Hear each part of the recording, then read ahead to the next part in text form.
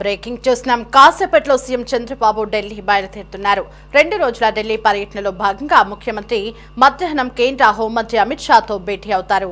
తర్వాత ఢిల్లీ మెట్రో ఎండీతో భేటీ అయ్యి రాష్ట్రంలో నిర్మించ తలపెట్టిన మెట్రో రైలు ప్రాజెక్టులపై చర్చిస్తారు. ఇక తర్వాత మూర్తి మార్గ్లో నిర్వహించే మాజీ ప్రధాని పివి నరసింహారావు సంస్మరణ సభలో సీఎం ప్రసంగిస్తారు. రాత్రి ఐటీ శాఖల మంత్రి అశ్విని వైష్ణవ్తో సమావేశమవుతారు. ఇక రేపు కేంద్ర కార్మిక ఉపాధి శాఖ మంత్రి మున్షక్ మాండవీయ, ఆర్థిక శాఖ మంత్రి నిర్మలా సీతారామన్తో భేటీ అవుతారు.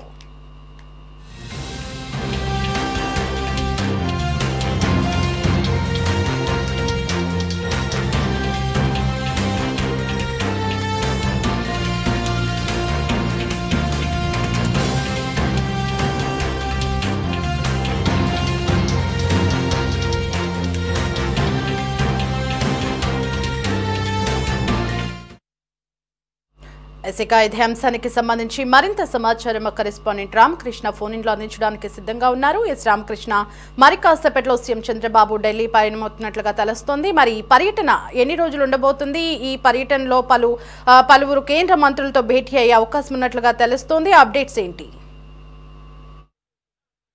2 రోజుల ఢిల్లీ పర్యటన కొనసాగబోతా ఉంది. ఆయన ఈ రోజు ఢిల్లీ బయలుదేరి వెళ్తున్నారు. ప్రధానంగా రాష్ట్రంలో చేపడుతున్నటువంటి వివిధ ప్రాజెక్టులు, అలాగే కేంద్రం నుంచి రావాల్సినటువంటి గ్రాంట్లతో పాటు గ్రామీణ ఉపాధి హామీ పథకానికి సంబంధించినటువంటి అనేక అంశాల మీద అటు కేంద్ర మంత్రులతోటి ముఖ్యమంత్రి చంద్రబాబు చర్చించబోతా ఉన్నారు. ఈ రోజు నేరుగా ఢిల్లీకి వెళ్లి అక్కడ కేంద్ర హోంమంత్రి అమిత్ షా తోటి భేటీ అవుతారు. అలాగే కేంద్ర ఐటీ శాఖ మంత్రిగా ఉన్నటువంటి అశ్విని వైష్ణవ్ తో కూడా భేటీ కాబోతా ఉన్నారు.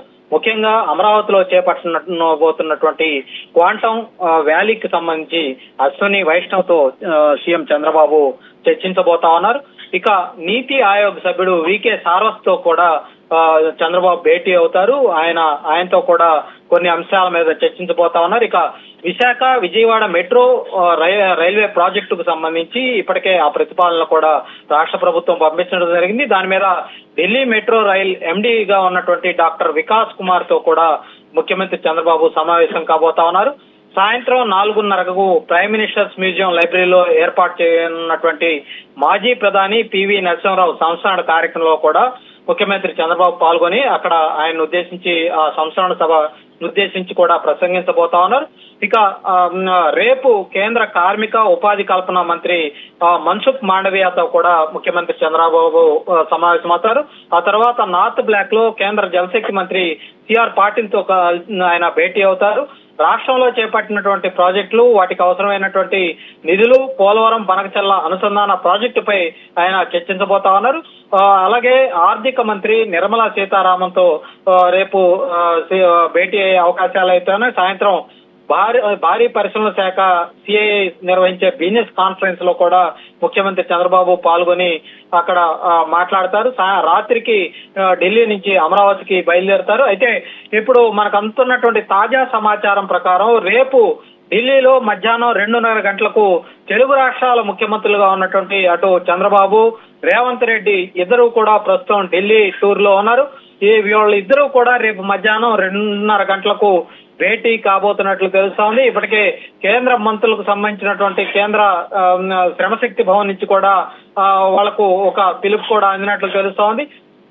రేపు మధ్యాహ్నం 2:30 గంటలకు సమావేశానికి రావాలని కూడా ఆహ్వానం అందించినట్టు ఈ నేపథ్యంలో ఇద్దరు ముఖ్యమంత్రులు కూడా భేటీ కాబోతా ఉన్నారు. ఈ భేటీలో ప్రధానంగా ఏదైతే గోదావరి బనకచెర్ల ప్రాజెక్టుకు సంబంధించి ఇద్దరు ముఖ్యమంత్రుల మధ్య చర్చలు జరిగే అవకాశం అయితే కనిపిస్తా ఉంది. ఇప్పటికే ఆంధ్రప్రదేశ్ ప్రభుత్వం బనకచెర్ల ప్రాజెక్టును ప్రతిపాదించిన నేపథ్యంలో అటు తెలంగాణ ప్రభుత్వం దీన్ని తీవ్రంగా వ్యతిరేకిస్తా ఉంది. అక్కడ నేతలంతా కూడా బనకచెర్ల ప్రాజెక్టు ఎట్టి పరిస్థితుల్లో అనుమతులు ఇవ్వొద్దని కేంద్రానికి ఇప్పటికే విజ్ఞాపన లేఖలు కూడా సమర్పించినటువంటి నేపథ్యంలో ఇప్పుడు కేంద్ర జలశక్తి శాఖ ఇరు రాష్ట్రాల ముఖ్యమంత్రులు తమ కార్యాలయానికి రావాలని సిఎస్లకు ఆదేశాలు కూడా జారీ చేయడం జరిగింది.